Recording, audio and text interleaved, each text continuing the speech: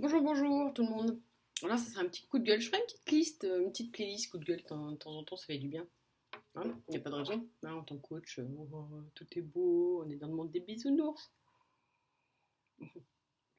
Non, ouais, là c'était par rapport au questionnaire du harcèlement scolaire. La réponse, on fait un questionnaire, donc on libère la parole.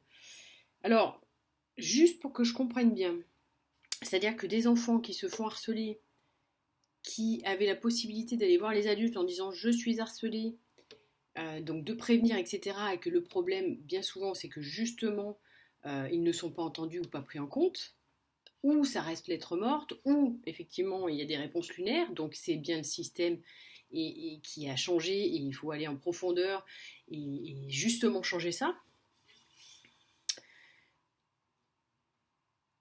Non, là, on va mettre un questionnaire, donc on va faire par écrit.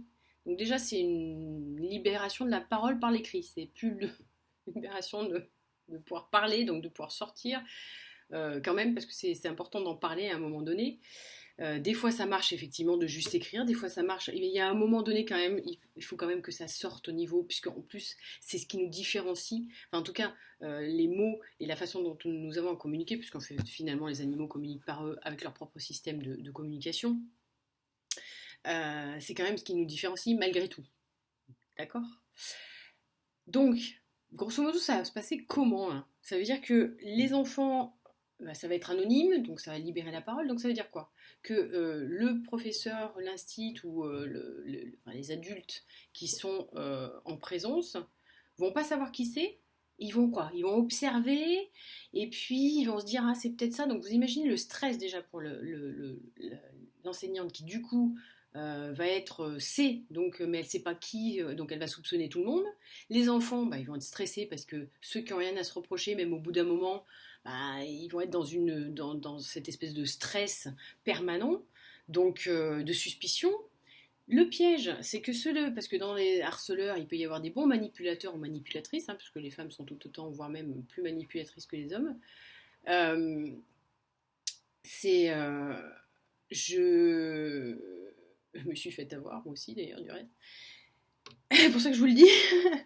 Euh, je.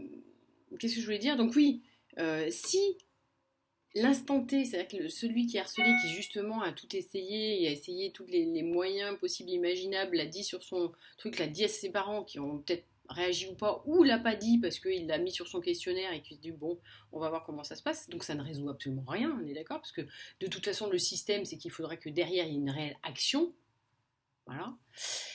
Et s'il réagit, et que sur l'instant T, le prof dit ça et que l'autre il dit ah, c'est lui qui m'a machin. Ah, yeah, c'est bon, c'est peut-être celui qui a été harcelé pendant des mois, des semaines, des années, des heures, qui, quand il n'en peut plus, c'est-à-dire qu'il se met en colère parce qu'il n'en peut plus, il a essayé de toutes les façons que ce soit, et d'ailleurs c'est très valable pour les adultes, c'est encore plus valable d'ailleurs pour les adultes. Parce que justement, ça va être encore plus long parce qu'il va y avoir tout un tas de rationalisation et de dire bon, ça va bien quand même les amener à la raison, on va peut-être trouver un terrain d'entente, on va essayer de. Voilà. C'est le principe du harcèlement, c'est le piège, c'est dans certains cas de justement vouloir raisonner des personnes qui ne le sont pas. Voilà. Et qui trouvent même parfois chez les adultes de bonnes raisons de le faire en plus. Entre parenthèses. Donc ceux-là, ils vont difficilement d'ailleurs avoir la possibilité de voir comment ça se passe. Donc ça veut dire qu'il y a quand même quelque chose qui, moi, me dérange, là pour le coup je l'affirme clairement. Alors heureusement, et c'est aussi le message que je voulais passer, il y a des tas de choses qui existent au niveau du coaching, au niveau de tout un tas d'accompagnements, d'ailleurs des psychologues, etc., qui se sont spécialisés là-dedans. Alors ça reste que des formations, donc on n'est pas sur le terrain, on ne voit pas comment ça se passe, mais ça existe et ça peut permettre aussi de libérer la parole dans un cadre confidentiel. Ça ne résout pas le problème, parce que l'enfant, il va en parler peut-être dans un endroit confidentiel, donc il va libérer sa parole, mais il est quand même sur le terrain et il va quand même subir tout ça. Donc de changer d'école, c'est une chose qui est déjà pas mal, peu importe lequel d'ailleurs du reste, mais qui est un suivi de trauma derrière pour celui qui a été harcelé et un suivi de quiz de comment ça se fait que l'enfant fait ça, parce que quel que soit l'âge, il peut y avoir une raison autre. Alors pas forcément les parents, mais plus c'est jeune, plus ça risque d'être les parents, ou d'avoir été harcelé à son tour, et donc on fait la même chose parce que je me venge, etc. Donc en réaction. Donc, c'est pas aussi simple qu'un questionnaire. Enfin, moi, c'est lunaire. Ça veut dire on balance le questionnaire comme si c'était la solution du moment. Arrêtez, quoi. Voilà. Franchement, j'hallucine. J'hallucine. C'est quand même. Voilà. Donc, on enlève celui qui harcèle au lieu de celui qui est victime et on met un questionnaire et c'est la réponse à tout. Non, il faut que le système il aille jusqu'au bout. Jusqu'au bout, d'ailleurs, sans prendre à qui que ce soit, mais justement, après, bon, effectivement, si le harceleur il a vraiment un problème, il a un problème, mais c'est pas non plus le stigmatiser non plus.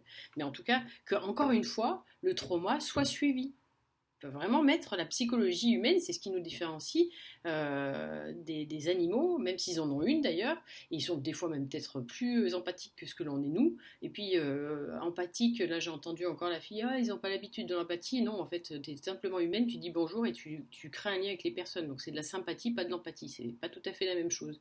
Donc il était temps. Bon, c'était un gentil coup de gueule, hein, parce que j'aurais pu être un petit peu plus... mais quand même, je veux dire, ça reste... J'ai un peu du mal, moi, là. Je trouve qu'on marche sur la tête de plus en plus, en fait, pour tout sujet. Squeeze, allez voir des gens déjà pour en parler quand même, hein, qui vont pouvoir vous permettre de passer là. Et en plus, n'oubliez pas que vous avez des enfants qui vont être harcelés et qui vont pas être reçus et entendus chez eux. Donc là, c'est encore plus grave.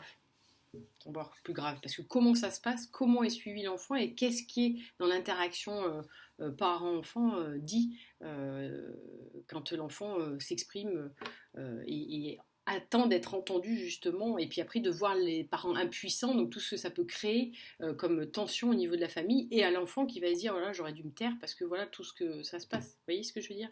Donc enfin faut arrêter de penser en technocrate, effectivement, c'est ce que j'ai entendu l'autre jour. Ah oh, bah non, on ferme des livres.